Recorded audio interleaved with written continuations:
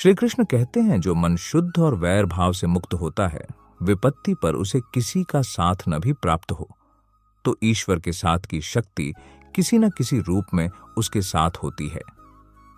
जो धोखा खाने और दुख मिलने के बाद भी गलत रास्ते पर नहीं जाता और ईमानदारी से अपना कार्य करता रहता है, ऐसा इंसान भगवान को सबसे प्रिय है। अंत में ऐसे व्यक्ति की जीत निश्चित होती है। जब बारिश होती है तो सभी जीव बारिश से बचने के लिए छुप जाते हैं, परंतु बाज एक ऐसा पक्षी है जो बारिश से बचने के लिए बादलों के ऊपर उड़ने लगता है। यही अंतर है हारने वाले और जीतने वालों में। जो व्यक्ति अपनी सोच छोटी रखता है, उसके लिए समस्या बड़ी हो जाती है, और जो व्यक्ति अपनी सोच बड़ी कर लेता है, उसके लिए जीवन की सारी समस्याएं छोटी हो जाते हैं। खुद को कमजोर समझना ही सबसे बड़ा पाप है। अगर आप गिरते हो तो उठने का प्रयास करो, लड़ो, पूरी निष्ठा से अपना कर्तव्य कर्म निभाओ, बाकी सब मुझ पे छोड़ दो। जीवन में जब भी हम खराब दौर से गुजरते हैं, तब मन में यह विचार जरूर आता है कि परमात्मा मेरी परेशानी देखता क्यों नहीं है, मेरे दुख कम क्यों नहीं करता। पर याद रखना, जब परीक्षा चल रही होती तब शिक्षक मौन रहते हैं। तेरा मेरा करते एक दिन चले जाना है, जो भी कमाया यही रह जाना है। कर ले कुछ अच्छे कर्म, साथ यही तेरे जाना है। रोने से तो आंसू भी पराये हो जाते हैं, लेकिन मुस्कुराने से पराये भी अपने हो जाते हैं। मुझे वो रिश्ते पसंद है जिनमें मैं नहीं हम हो। इंसानियत दिल में होती है, हैसियत में नहीं ऊपर वाला कर्म देखता है, वसीयत नहीं। जीवन में कुछ भी स्थायी नहीं है, इसलिए स्वयं को अधिक तनावग्रस्त न करें, क्योंकि परिस्थितियां चाहे कितनी भी खराब क्यों ना हो, लेकिन बदलेंगी जरूर। संसार जरूरत के नियम पर चलता है। सर्दियों में जिस सूरज का इंतजार होता है, उसी सूरज का गर्मियों में तिरस्कार भी होता है।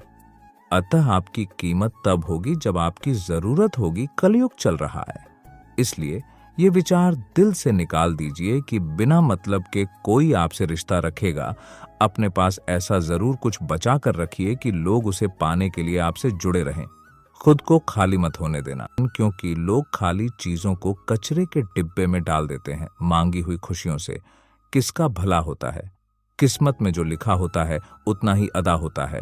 न डर रे मन दुनिया से, यहाँ किसी के चाहने से नहीं किसी का बुरा होता है। मिलता है वही जो हमने बोया होता है। कर पुकार उस प्रभु के आगे, क्योंकि सब कुछ उसी के बस में होता।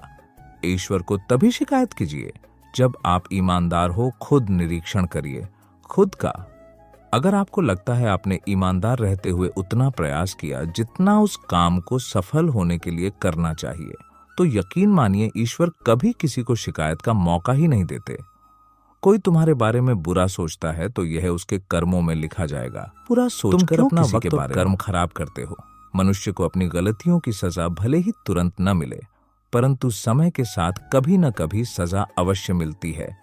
श्री कृष्ण से कितना कुछ छूटा। पहले मां छूटी, फिर पिता छूटे, फिर जो नंद यशोदा मिले वे भी छूटे, संगी साथी छूटे, राधा भी छूटी, गोकुल छूटा, फिर मथुरा छूटी। श्री कृष्ण से जीवन भर कुछ न कुछ छूटता ही रहा। नहीं छूटा तो देवत्व, मुस्कान और सकारात्मकता। श्री कृष्ण दुख नहीं, उत्सव के प्रतीक हैं। सब कुछ छूटने पर भी कैसे खुश रहा जा सकता है? यह श्री कृष्ण से अच्छा कोई नहीं सीखा सकता। इसलिए हमेशा खुश रहें, सदा मुस्कुराते रहे। सौभाग्यशाली होते हैं वो लोग जिन्हें समय और समझ एक साथ मिलती है, क्योंकि अक्सर समय पर समझ नहीं आती, और जब समझ आती है तो समय हाथ से निकल जाता है। परेशानी आए तो ईमानदार रहें, धन आ जाए तो सरल रहें, अधिकार मिलने पर विनम्र रहें और क्रोध आने पर शांत रहें। यही जीवन का प्रबंधन कहलाता है। कहीं ना कहीं कर्मों का डर है, नहीं तो गंगा पर इतनी भीड़ क्यों है? जो कर्म को समझता है उसे धर्म को समझने की जरूरत ही नहीं। पाप शरीर नहीं करता, विचार करते हैं, और गंगा विचारों को नहीं, सिर्फ शरीर को धोती है।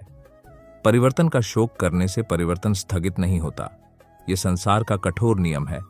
जिसने परिवर्तन के साथ परिवर्तित होने की कला नहीं सीखी, वही व्यक्ति जीवन के संघर्ष में अधिक दुख पाता है।